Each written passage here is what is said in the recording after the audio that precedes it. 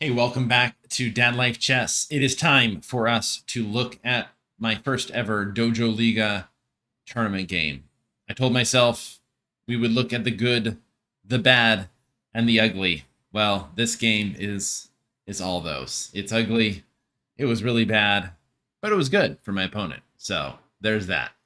Hey, if you're not familiar with the DojoLiga, it's run by the amazing ChessDojo. They are trying to encourage players to play long, serious games. It is a tournament split up in different teams. There's 12 teams in the West and 8 teams in the East. And basically, each team has 10 players, board 1 through 10. And I signed up. I wasn't able to sign up for season 1. I really was. I had a little bit of FOMO hearing about it and everything like that. And so I said, for sure, I want to do season 2. So I signed up, and we get the teams. I believe they came out. Everything came out a week later because all the drama that's going on in the chess world and the St. Louis Cup, the Sinkfield Cup and everything like that. So it came out a week later, but we got the teams, and I'll pull up the board here. I got paired with. I got put on the Smyslov Smoothhounds. Now, if you're asking yourself, what is a smooth hound? That was the same question I was asking myself. They often use a world champion and then some kind of animal. And so I had to Google search what a smooth hound is, and that is it. Or that is it. There you are. So yeah, there's the, it's a shark of sorts. Doesn't look like a very intimidating shark, but hey, I guess they needed something to go with Smyslov. So the Smyslov Smoothhounds. But I come to find out I'm actually on board 1. Now, I wanted to talk a little bit about this because when I started to look at all the other board 1s, that I'm seeing like National Masters, I'm seeing, expert players, and I'm thinking to myself, I'm like USCF almost 1700. Well, after this game with JJ, also known as Kale on Lee Chess, it hit me. I really think that my online ratings are inflated mainly due to the time controls that I play. Like classical, I play game 30 on Lee Chess. I'm not playing a lot of these long, slow games. As you know on the channel, I like playing 10-minute games. Truth is, I don't normally have I don't have enough time to play game 15, 10-second delay. That's probably what I would like to play more of. And I'm actually considering, even for the channel, to play more game 15, 10-second delay, and then just go over the game. Not necessarily. I think if I recorded those games live or kind of, I think it would take too long. Who wants to watch somebody play game 15? Maybe I'll watch Magnus Carlsen, not Joel. That's for sure. So yeah, so a lot of the games I play are shorter time controls, but the cool thing is this season I'm basically just gonna get beat up by really strong players, but hopefully that's kind of what I want to do. I want to play strong players. I want to learn from my games, and hopefully well. Well, this game has nothing to do with the fact that JJ is a much better chess player than I am, which he is. This game has to do with me making one of the worst blunders I've made in a very long time. And I don't want to excuse it away. It was kind of a weird thing. I think I was like excited to get the game in. It was Monday. Our schedules were not working out to play on the weekend. So the following weekend. So JJ and I kind of worked it out Monday morning. We had some stuff going on, and it wasn't maybe the most ideal situation, but that doesn't change the fact that I'm 100% responsible for the moves that I make. No excuses. I don't like making excuses or hearing excuses in chess. Just kind of setting the context of the game. So I think by the time we agreed to like, hey, let's play this game, to like the game starting, I was out running errands. I think like I got home and I had like a half an hour. So I got online, I checked out his profiles, and I realized, okay, wow, JJ plays everything. He played E4, he'll play D4, he'll play London, he'll play Jabava, he'll play all these things. Well, I didn't really think enough to just like look at what has he played during classical games, because that's kind of what he plays here. And I didn't look at this line, didn't think he'd play this line. I was expecting E4, so I was kind of thinking Caro-Kann. I thought maybe Jabava. I was trying to look up some stuff there. But so he starts off the game with D4.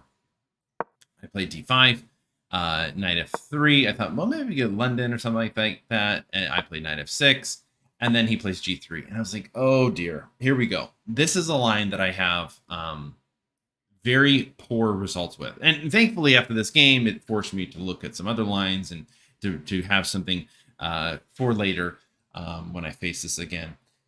Well, I played a move that is probably a little bit inferior. It's c6.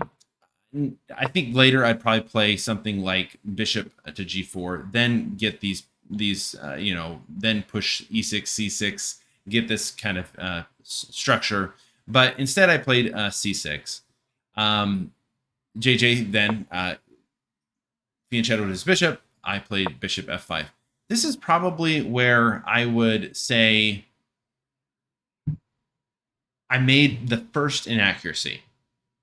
This is a very good move. It's played at the top level. It's not a bad move. But I remember looking at this idea in a book on the Slav defense that I recently got by Cyrus Lakdawala. I think it's like Opening Repertoire of the Slav. And I oftentimes will use chess books, like chess opening books, just as references and guides. I have no intention whatsoever, and I don't guilt myself to read through them. They're just literally like a reference book. Like I'm buying a dictionary. I'm trying to make my own repertoires on Chessable and through Lichess. Perhaps I'll do a video on that sometime. But I had been going through some of the games and I saw this idea. But the idea in Cyrus Lakdawala is he plays this bishop g4. And that actually makes a huge difference if you'll notice the way the game ends up. So I played this bishop f5. JJ plays c4, which is correct. E6, he plays knight c3. I played knight bd7. He plays queen b3. And on the London side of this opening, kind of from the white side, the London idea, I know that when the queen comes out here and they play here, this is how it went in the game. Taking just gives white so much on the open A file that I was mixing up ideas. I was like, I don't think I want to do that. And I think I remember queen a6 being the right move here, stepping outside of this attack and just moving here. Well, that ends up being an inaccuracy. And I would even say more than an accuracy. Maybe it was just a mistake, right, outright, because of my completely erroneous idea. Well, JJ plays bishop f1, which is an excellent move. Basically, he's x-raying my queen, threatening the discovered attack on my queen. So I thought in this position, and I saw the attack. I saw this potential here. I was looking at playing b5, but I didn't want to have these kind of situations running in here. Yeah, and like the only move in this position, I don't think I would find it necessarily, is actually e5. And if takes, I have this on the queen. So yeah, there's stuff like this, but white's still doing better. This is a very annoying pressure down the A file. So yeah, there's a lot in this position that I'm not crazy about. So I didn't really want that. So then I go back to, and I think to myself after he's playing here, I say, okay, I want to disrupt this pawn chain. Well, I said b5 allows a5. So you know what? I'm going to play b6. Literally, as soon as I made the move, I thought, what about the original threat? And this often happens when I play chess. Sometimes you look at a move and you think, okay, obviously I can't do this. I'm looking at this because there's this threat on my queen. And so I look at moves to try to maybe block the file, and I see that this move, b5, runs into a4. So I was like, okay, maybe I don't want to do that. You know what? I'll just sidestep that, and I'll just play b6. Play b6 instead. But as soon as I made that move, I saw the obvious response, e4. We are literally just a few minutes into this game. The timestamps, I can see the timestamps. We played this game on Lichess. JJ literally has more time than he started. He has 1 hour, 30 minutes, and 57 seconds. I have 1 hour and 26 minutes. And I could, at this point, just resign because the game is there's no compensation. Matter of fact, on Lee Chess, when I was analyzing this game, the computer the Stockfish version that Lee Chess has just recommends queen takes f1. And let me just say, if you're playing a game of chess and you're having to give up your queen for a bishop on move 10, the opening did not go your way. I don't know at what point it didn't, but I could just say it was not an opening success. So this was not an opening success. Well, I did not want to give up my queen. I didn't want to resign either, because quite honestly, it was a little bit embarrassing. It was a little bit embarrassing because I had played, I'm looking forward to this. It's not just a game that's like just a random game against a random opponent. JJ's a cool guy. He does a lot on Twitter and has the podcast. And it's a league game. So like I have to go into the Discord chat and tell my teammates, oh, by the way, I blendered on move 9 and good luck in this round.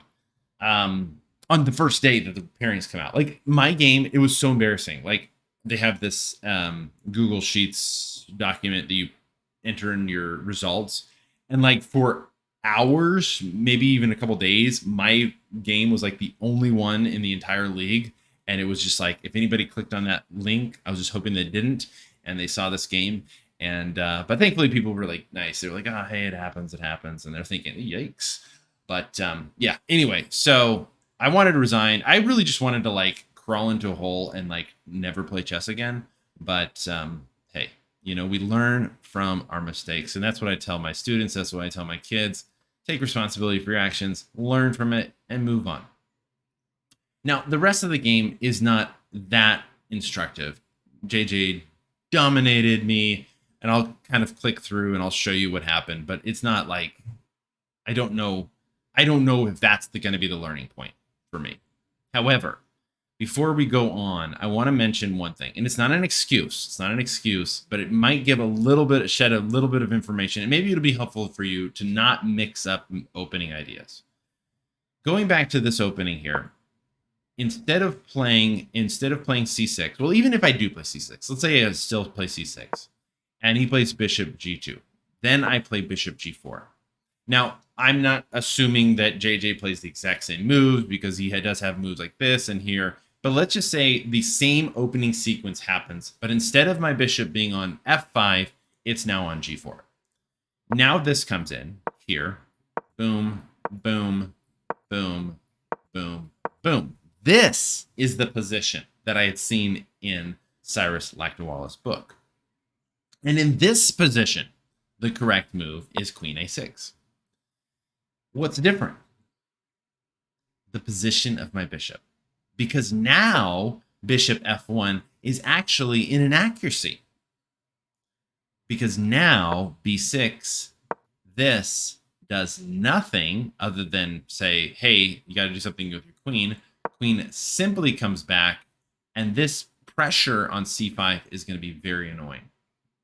Takes, and if it takes here, there's options. Let's see, even takes here. I can just, this is hanging. Just kidding, can't do that. So something's going to happen here. Boom. And then I can just take this. Yeah. So this is much different. All right. Now there's some of the filler moves don't matter really, because the point being, in this position with the bishop here, queen a6 is correct.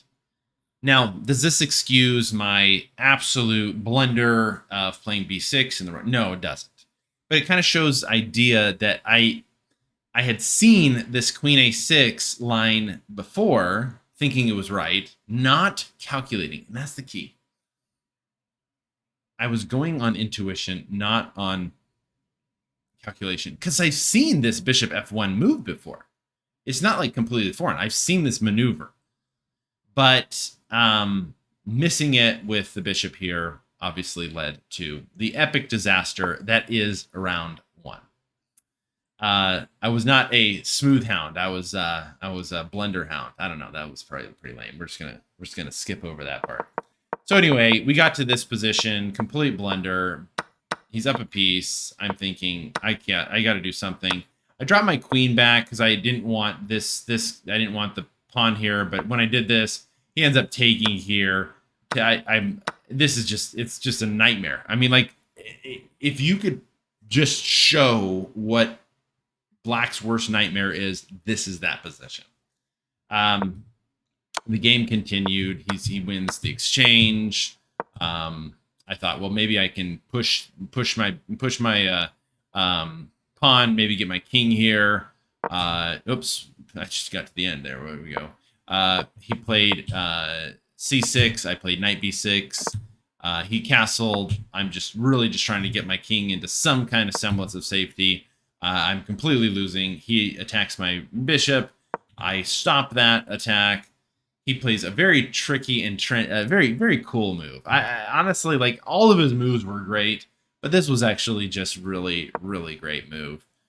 He's just gonna destroy, take this knight, and then he has a concrete threat, and you'll see in just a second. So I played king h6. He takes, and I was expecting here, but this, and I resigned. I just said nope. No more. So JJ was kind enough and gracious enough to jump on Discord chat. We had a video chat or a voice chat and talked about the game. He was very kind, very understanding, didn't make me feel like a complete idiot, even though maybe he deep down inside thought, well, how in the world are you going to play such a stupid move? But it took me a few days to even look at this game because honestly, I was just so frustrated with myself. I had to like go back into Discord and like tell my teammates, hey, I just completely blundered. And but props to my team. We ended up squeaking by with a victory, 5.5 to 4.5 in round 1. So the team got a victory. I got the big L with double exclamation point L after my horrific blunder. So I did learn. It did cause me to go back and study and add this line into my repertoire.